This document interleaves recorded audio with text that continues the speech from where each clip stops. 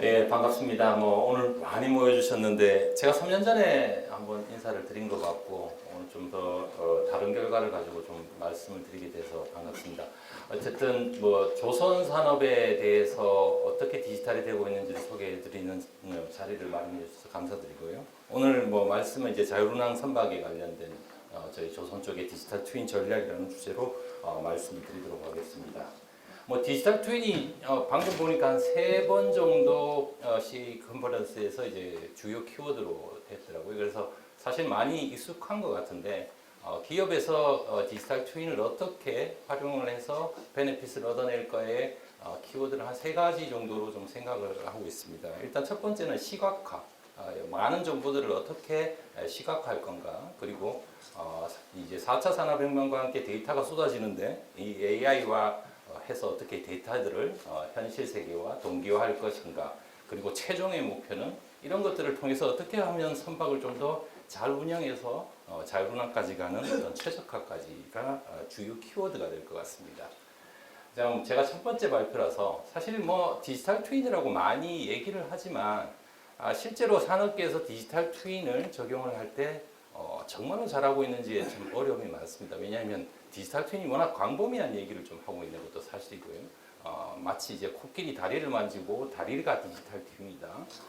코끼리의 코가 디지털 트윈이다. 이런 것들이 좀 많아서 저기도 디지털 트윈을 하고 나도 디지털 트윈을 하는데 서로 다른 디지털 트윈을 하는 게 사실 많고요. 그래서 오늘 저 주제는 좀 전체적으로 전 디지털 트윈이라는 부분들을 아까 강남훈 교수님이 잘 소개시켜 줬지만 저희 조선에서는 어떻게 바라보고 있는지를 말씀을 드리기 위해서 제가 이런 키워드를 좀 던졌습니다.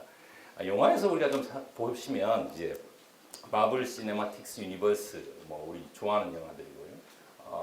디지털 트윈의 모습들이 영화에서 많이 나옵니다. 첫 번째는 아이언맨이 자신의 아이언맨 슈트를 이제 설계하기 위해서 저런 식으로 홀로그램을 이용해서 어디에 무기를 배치할까, 핏은 잘 맞는지 이런 것들을 최적화하는 이런 것들 디지털 트윈일 거고요. 또 반대로 조금 이것도 디지털 트윈이었나라고 좀 의심스럽긴 하지만 요즘 이제 최적화라는 얘기를 보면 맞을 것 같은데요.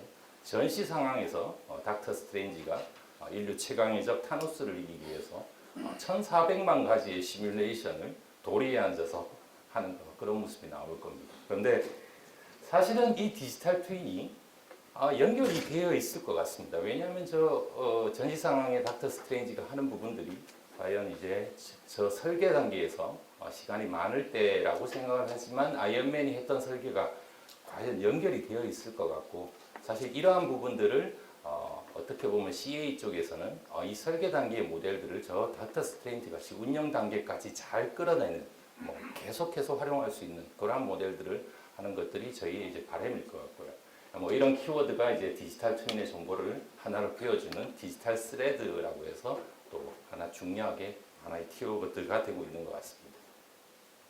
그래서 오늘 저는 이런 주제로 아이언맨과 이 아이언맨이 했던 설계들이 닥터 스트레인지로 어떻게 이어질 건가를 얘기를 좀 드릴 거고요. 좀 우리의 현실 세계 용어로 얘기하면 우리 CA 하시는 분들이 많이 다루고 있는 디지털 엔지니어링 분야가 기업에서 앞으로 가야 된다고 분들도 얘기를 하고 있는 디지털 트랜스포메이션으로 어떻게 연결될 건가 이 얘기를 하고 이를 위해서 왜 최근에 또 사실 기존에도 얘기가 많이 됐었지만 모델 베이스드 시스템 엔지니어링이라는 MBSE가 또 중요하게 또 얘기가 되고 있는지를 얘기를 드릴 거고요. 그래서 첫 번째 MBSE가 어떻게 보면 아이언맨이 설계를 하는 단계 같은 모델 베이스드 시스템 엔지니어링이라는 부분이라면 우리가 이제 MBS를 할 때 나중에 사용을 할 수 있는 어떤 확장형 MBS로 갈 건가 이런 부분들을 오늘 좀 더 주제로 오늘 말씀을 드리게 될 것 같습니다. 그래서 3가지 정도를 말씀을 드릴 거고요. 왜 그러면 이러한 부분들이 왜 조선에서도 이러한 고민을 하게 됐는지 배경들을 말씀을 드리고 그러면 두 번째는 이제 저희가 MBSE로 지금 현재 어느 정도까지 와 있고 앞으로 어디까지 갈 건지 3개의 주제로 가지고 오늘 말씀을 드리겠습니다. 조선 쪽이라고 하면 아무래도 70년대, 80년대 생각해서 굉장히 좀 쇠를 두드리고 거친 제조업의 이미지를 많이 가지고 계실 건데 이것들은 이제 작년에 저희가 현대그룹에서 이루었던 이제 자율운항에 관련된 실제 사례들입니다. 저희는 한 세 가지의 키워드로 지금 얘기를 하고 있고요. 첫 번째 지능화 부분에 있어서 좌측 제일 위에 그림을 보시면 이제 어떻게 보면 자동차의 내비게이션 상상을 하시면 될 것 같은데요. 작년에 이제 저런 내비게이션이 지능을 달고 세계 최초로 태평양의 10,000km 정도에 해당하는 항로를 자율운항으로 운항을 했습니다. 저때 한 10,000km 정도의 운항을 할 때 한 110대 정도의 배를 스스로 이제 회피 기동을 하면서 왔었거든요. 이러한 부분들을 저희가 이제 저희 회사에서 아비커스라는 연구원들 위주의 이제 회사로 스핀오프를 해서 오른쪽 상단에 있는 이제 모터보트 시장으로 저희가 진출을 하고 있습니다. 왼쪽에 보셨던 대형 상선이 대체로 1년에 한 5,000척 정도의 시장 규모고요. 모터보트는 한 1,400만 척 정도의 시장 규모이기 때문에 저희가 저쪽으로 가서 이제 사업을 진행을 하고 있고요. 이미지를 보시면 굉장히 뭐 자동차 쪽의 주행 자동차의 이미지와 비슷한 걸 느끼시고요. 왼쪽 아래에 보시면 또 하나의 키워드가 전동화입니다. 자동차와 마찬가지로 선박도 이제 하이브리드 전기 추진이라는 쪽으로 가고 있고, 저 선박은 작년 11월에 인도된 국내 최초의 하이브리드 전기 추진 선박이고요. 저희 국내 기술로 만들었던 선박입니다. 이 두 개의 갑자기 생뚱맞게 오른쪽에 좀 CA라고 억지로 끼워 맞춘 것 같지만 사실은 저희가 중요하게 생각하고 있는 게 가상화입니다. 운항 기술들이나 이러한 이제 전기 추진 기술들이 여태까지 하지 않았던 생소한 기술들이기 때문에 많은 테스트가 필요하고, 특히 이렇게 소프트웨어화가 되고 있는 부분에 대해서 이러한 테스트들을 얼마나 많이 시행하는가들이 중요한 문제이기 때문에 이러한 가상화를 통한 이러한 테스트들을 저희는 중요하게 생각을 하고 있습니다. 왜 이러한 배경이 오느냐? 지금 현대중공업그룹은 작년에 50년을 살았고요. 이제 51년째에서 새로운 50년을 살아야 되는 그룹이라고 저희는 얘기를 하고 있는데, 여태까지 50년을 살면서 세계 1위의 조선산업을 이끌고 있는 회사인 건 잘 아실 겁니다. 그런데 어떤 배를 만들었느냐? 대체로 저희가 디젤 연료를 사용을 했고요. 대형 엔진에 프로펠러를 연결을 해서 그러한 배들을 만들었습니다. 그리고 상선이든 아니면 화물을 운반하든 컨테이너를 운반하든 이러한 것들에 넓게 사용을 할 수 있고 안정적이고 뭐 이러한 부분의 배를 만들면서 저희가 세계 1위를 섰는데, 아래에 보시면 IMO 국제회사기구에서는 2050년에 선박 부분에서도 완전한 넷제로 탈탄소를 지금 선언을 하고 있습니다. 그로부터 예상되는 오른쪽 아래의 그림을 보시면 선박의 설령이 한 30년 정도 되거든요. 30년 정도 되는데 앞으로 한 10년 정도 후에 바다는 선박이라는 게 전 세계 대양을 누리다 보니까 서로 다른 연료를 가지고 서로 다른 추진 기간을 가지고 이러한 다양성에 대한 것들에 큰 이슈가 되고 있다고 보시면 될 것 같습니다. 자, 설계부터 사실상 이런 선박 복잡성, 다양성들은 혼란을 주고 있습니다. 여태까지 50년 동안 하나의 배를 잘 만들어 왔다 그러면 지금의 현재 저희 설계가 취한 입장들은 다양한 연료들을 지금 수용을 해야 되고요. 추진 쪽에서도 아까 말씀드린 것보다 이제 전기 추진, 하이브리드까지 그러한 것들이 고객이 원하는 운항 경로나 고객이 얻기 쉬운 연료에 따라서 제공이 되어야 되다 보니까 1년에만 해도 예전보다 훨씬 다양한 선박들을 설계를 해야 됩니다. 근데 문제는 이러한 문제들이 시운전 그리고 최종적으로 고객이 운영하는 단계까지 혼란은 계속 연결됩니다. 왜냐하면 기존에 적절하게 제공했던 매뉴얼도 새롭게 작성을 해야 되고요. 모든 부분에 있어서 이러한 부분들의 일들이 많아지는 상황이라고 볼 수 있습니다. 이러한 관점에서 사실 모델 베이스드 시스템 엔지니어링은 도입하지 않을 수 없는 제도가 됐습니다. 우리나라에 한번 방문을 하셨던 라리 레이퍼라는 디자인 싱킹 석학이라고 하시는 분이 이런 얘기를 하셔서 제가 좀 좋아하는데요.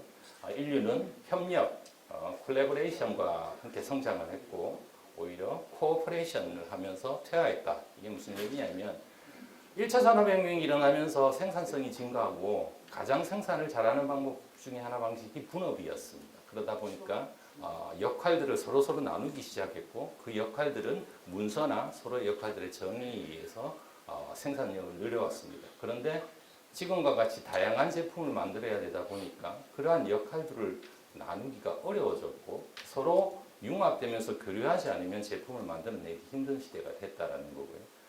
물론 오늘 이제 AI 혁신이라고 하지만 저는 좀 CA에 가깝다 보니까 이 디자인 싱킹 석학이 말씀하셨을 때 그렸던 그림인데요. 인류가 제일 처음에 발전하기 전에 원숭이고 지금처럼 가서 코어포레이션만으로 고집하게 된다 그러면 가게 되는 끝이 컴퓨터입니다. 뭐 AI라고 얘기를 하고요. 어떻게 보면 아무 생각 없이 그냥 AI를 단순하게 도입하는 부분들이 마치 이제 원숭이 시절로 돌아가는 것과 똑같다. 뭐 이런 얘기를 하고 있는데요. 그래서 지금 현재 산업계에서도 이런 모델 베이스드 시스템 엔지니어링이라는 도구를 써서 서로 여태까지 분업해왔던 부분들을 협업으로 가려는 부분들이 중요해지고 있습니다. 예, 아까 뭐 디지털 스레드라고 얘기를 했는데 뭐 아인슈타인이 이제 지금 한 시간 남았다면 자기가 뭐 어떤 거를 할까 뭐 이런 것들을 할 때 55분 동안 생각하는데 투여를 하겠다고 했는데 마치 사실 모델 베이스드 시스템 엔지니어링은 초기 투에 여태까지 하던 분업 방식보다 굉장히 많은 노력이 필요합니다. 물론 이제 그런 것들이 이제 그 노력을 충분히 저희가 베네핏을 얻어내기 위해서 그 모델들을 어떻게 계속 이어지면서 잘 활용할 거냐 이런 부분들이 금액을 줄여줄 수 있을 것 같고요. 그래서 처음 말씀드린 것처럼 어느 디지털 트윈은 코끼리 하나의 다리를 보고 얘기를 할 수 있는 부분은 아닌 것 같고 코끼리 다리가 전체적으로 코끼리를 지탱하기 위해서 어떻게 연결해서 사용할 건가 부분들이 많이 고려가 돼야 된다고 생각을 하고요. 물론 이러한 것들은 다른 회사에서도 고민을 하시겠지만 디자인부터 빌딩, 오퍼레이션까지 하나의 스레드 같이 실로 깨는 부분들을 조선에서 고민을 하고 있습니다. 오늘은 뭐 다 말씀드릴 거는 좀 아닌 것 같고 뒷부분에 제가 결국은 아이언맨이 했던 일들을 어떻게 이어받아서 닥터 스트레인지가 전쟁에 이기는 쪽으로 사용할 건가 그런 부분들로 중심으로 말씀을 드리겠습니다. 하나의 그림으로 오늘 얘기하고 현황을 좀 먼저 말씀을 드리려고 이 페이지를 만들었는데요. 저희가 대표적으로 활용하는 소개는 아까 말씀드린 것처럼 선박이 소프트웨어가 되고 있다. 이런 부분들에 어떻게 보면 선박 전체를 운영하는 조선부터 운영하는 해운 산업까지 이러한 부분들의 혼란은 사실상 가중되고 있는 편이다. 거기에 대해서 HD 현대가 제시하는 해법 중에 하나가 MBS였고 그 중에 이제 하드웨어 앤드 루프 시뮬레이션이라는 부분들을 세계 최초로 저희가 선박 레벨로 지금 하고 있었습니다.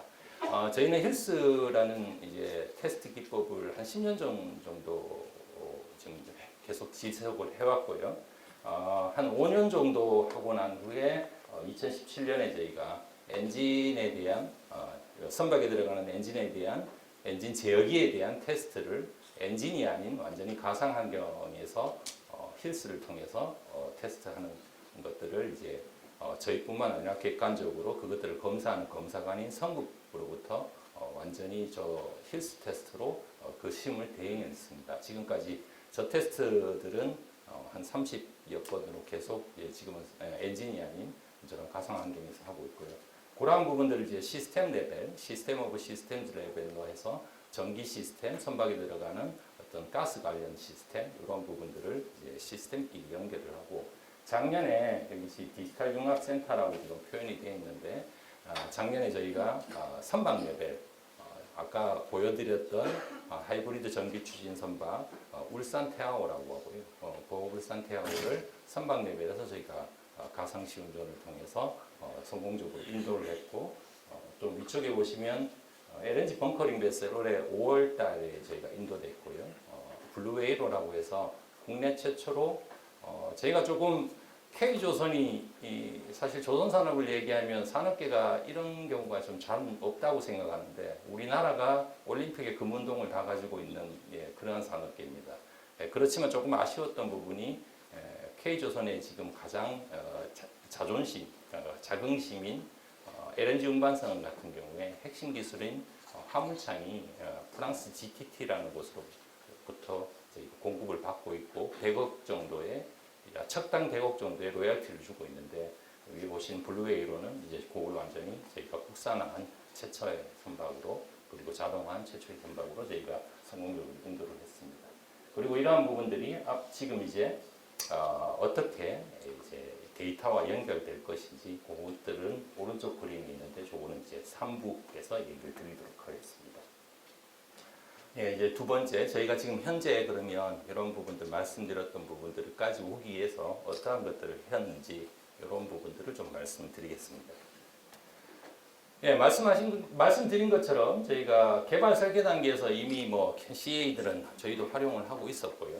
그러한 부분들이 서비스 단계나 운영 단계까지 가려고 그러면 잘 연결되면 좋겠지만 어떻게 보면 실시간성 그리고 아까 닥터 스트레인지 같이 순간적인 판단을 해야 되는 시뮬레이션에 대해서는 사실 갭이 좀 있는 것은 사실입니다. 그래서 대부분 저희가 크게 이제 모델링 기법, 데이터 모델링 기법을 한 세 가지로 얘기를 나눠본다 그러면 저희가 주로 CA에서 해오던 것들이 이제 다이나믹 모델, 실제로 물리를 이퀘이션으로 푸는 그런 방식들로 저희가 설계를 해왔고 AI가 발전을 하면서 요즘은 뭐 데이터를 통해서 새로운 얻어내는 서로게이트 모델이나 꽈지스태틱 모델들을 많이 쓰는데 사실 이 부분들이 잘 연결되면 좋겠지만 각각의 서로의 장점과 단점을 갖고 있어서 리얼타임에 어떻게 적용을 할 수 있을 것인가 그리고 반대로 AI나 지금 어떻게 보면 데이터를 갖고 이용한 부분들은 다이나믹에 대한 문제도 어떻게 보면 연속 시간 사건에 대한 문제도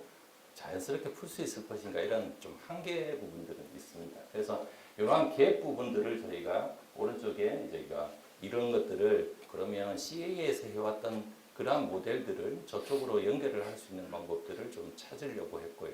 그 대표적인 거는 기본적으로 저희가 기계하는 사람들이 설계했던 것들을 제어하는 사람들이 그 모델들을 그대로 이용을 해서 쓸 수 있는 방법들을 첫 번째로 연구를 하기 시작을 했습니다. 그 사례와 엔진 쪽의 시뮬레이션을 좀 말씀을 드리면요. 오른쪽에 중간 위에 있는 부분들이 저희가 일반적으로 1D 시뮬레이션, 에너지의 흐름 방향대로 저희가 시뮬레이션을 해서 전체 시스템에 대한 효율을 최적화하기 위해서 기계 설계하는 사람들이 사용하는 그러한 모델들입니다. 대체로 뭐 여기 조금 제가 줄이긴 했지만 일반 1초에 예를 들어 현상을 해석하기 위해서는 대부분 10초나 1000초 정도, 10에 한 3승 오더까지의 시간이 더 걸리는 그런 모델이라고 보시면 될 것 같고요. 목적은 주로 이제 저러한 배관들이 어떻게 설계를 해야 되는가, 그거에 각각의 시스템들이 어떻게 매칭돼야 되는 것들을 보는 그러한 것들이라고 볼 수 있겠습니다. 이 모델들의 이제 엔진 모델이라고 했는데요. 이러한 부분들을 차원 축소를 통해서 실시간으로 풀기 위해서는 제일 사실 시간이 많이 걸리는 부분들이 연소 현상이고요. 연소 현상들은 아직까지는 사실상 저희가 가진 정도 슈퍼컴퓨터를 쓰는 건 아니니까 저희가 가진 정도의 컴퓨터로는 실시간 풀어내기가 사실 쉽지는 않습니다. 그런 부분들은 뒤에도 많은 분들이 소개를 해주시겠지만 리듀스드 오더 모델이라고 해서 많은 시뮬레이션을 미리 한 후에 그것들을 이제 뉴럴 네트워크 학습으로 이용하는 방법들을 이용을 했고요.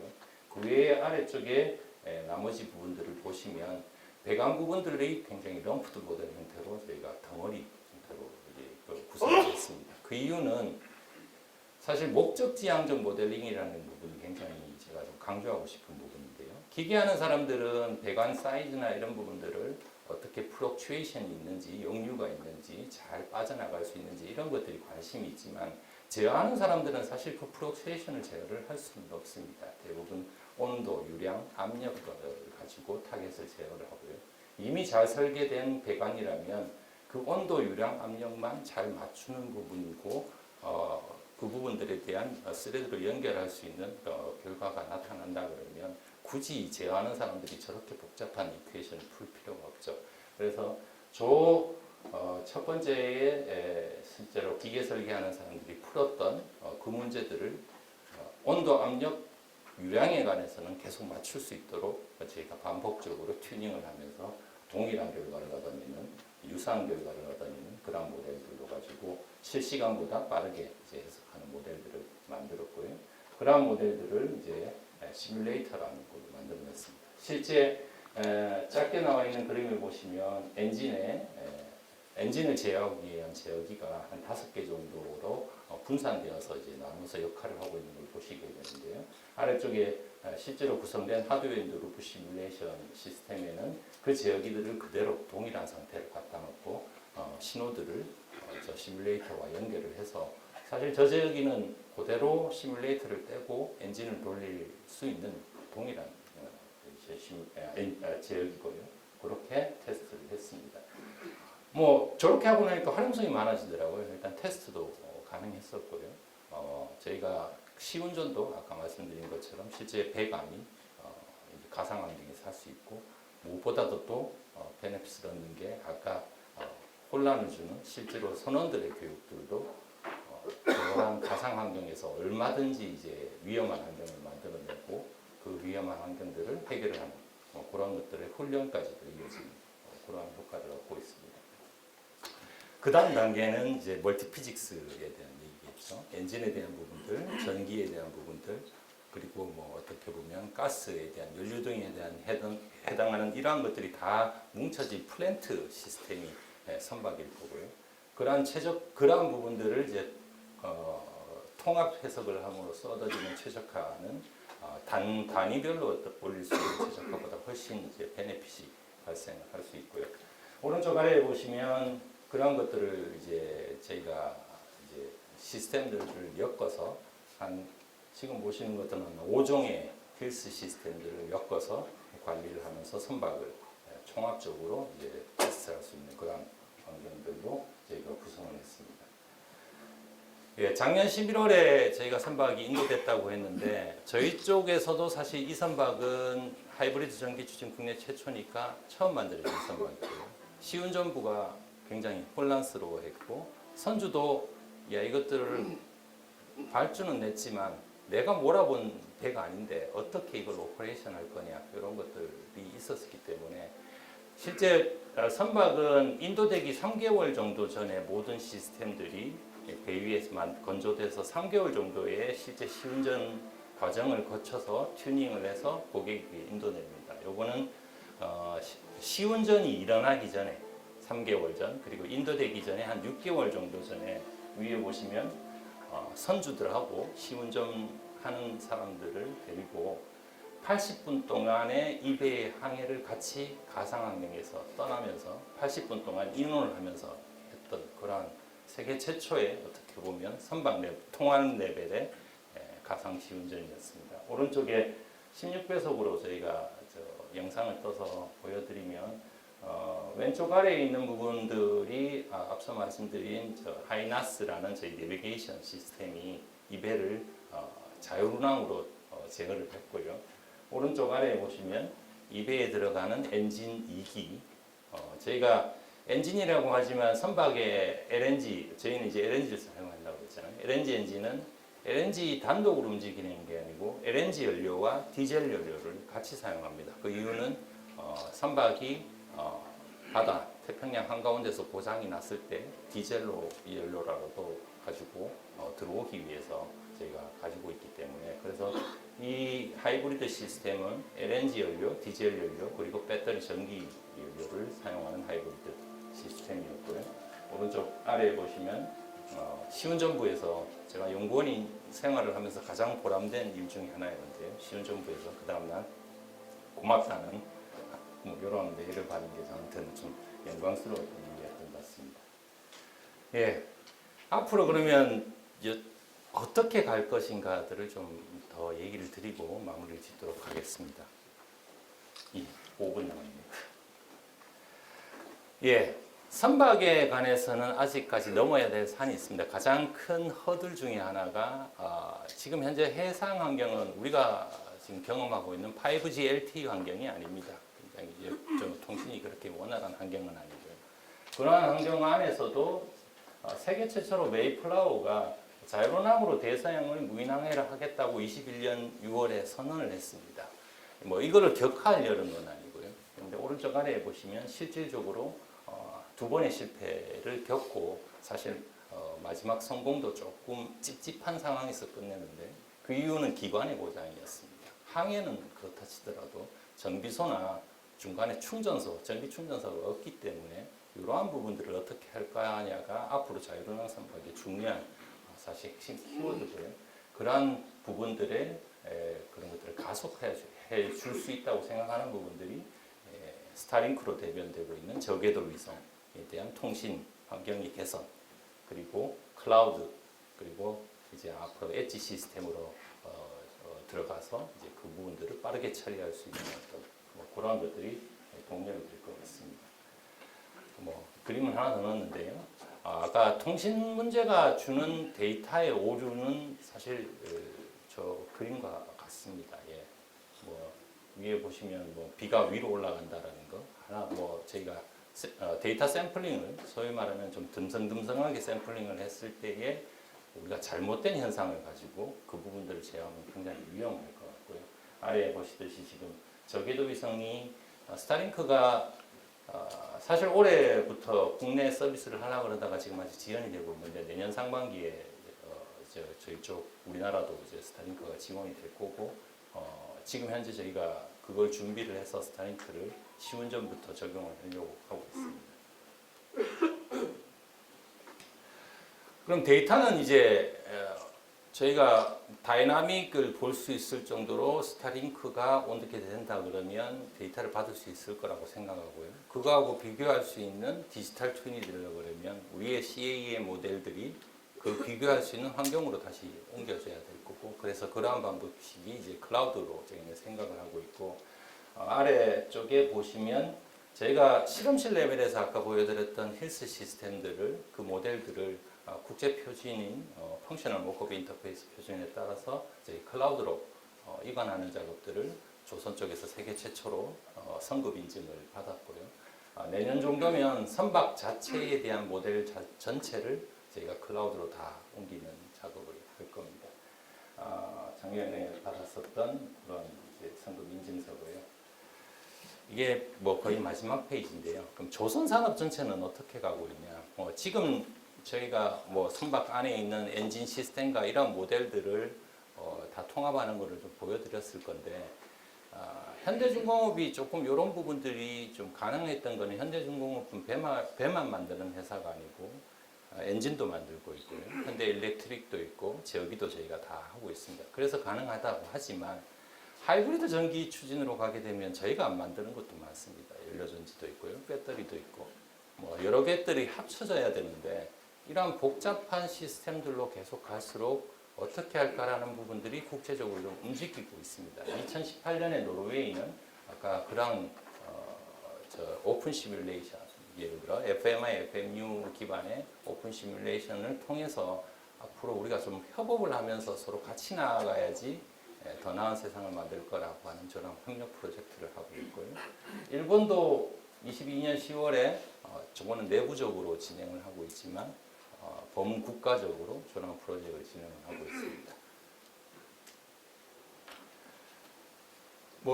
제가 좀 두서없이 좀 얘기를 했는지 제가 좀 경상도 사람이라서 말을 좀 잘 못했는데요. 두 가지 그림만 기억을 해주시면서 끝내면 좋을 것 같습니다. 첫 번째는 아까 코오퍼레이션, 콜래버레이션이라고 되어 있던 부분입니다. 지금 CA 부분들 저희가 기업이 기업이 지금 맞이하고 있는 부분들은 이젠 분업이 아니고 통합이다 보니까 협업을 해야 된다는 거고요. 사실 이러한 부분들은 저는 말씀드리면 제가 해보니까 툴은 요즘 굉장히 잘 나오는 것 같습니다. 솔직히 말하면 지멘스도 계시고 여기 여러 회사들도 계시지만 툴들보다는 오히려 부서의 사일로 현상, 사일로라는 부분들 어떻게 협업할 건가를 좀 고민을 하는 것들이 좀 어려운 과정이었던 것 같고요. 두 번째로 정말로 중요하게 생각해야 되는 게 한 분야가 아니고 이 내가 하고 있는 모델들이 어떻게 재사용 및 추적이 가능하게 할 것인가를 이어나가는 게 굉장히 중요할 거라고 생각을 합니다. 그리고 이런 부분들이 된다 그러면 결국 오늘 제가 말씀을 못 드렸고 뒤에서 누군가는 말씀을 해주실 것 같지만 쏟아지고 있는 데이터의 부분들 그리고 AI 기술들을 우리가 기존에 해왔던 시뮬레이션 기술들과 어떻게 융합해서 잘 활용하는 모델들을 만들어낼 건가가 감히 말씀드리자면 조해법을 풀어내는 회사가 앞으로 주도권을 잡을 거다라고 저는 생각을 하고 있고요. 그러한 시간들이 저 위에도 오늘 계속 이어지기를 바라면서 발표를 마치도록 하겠습니다. 감사합니다.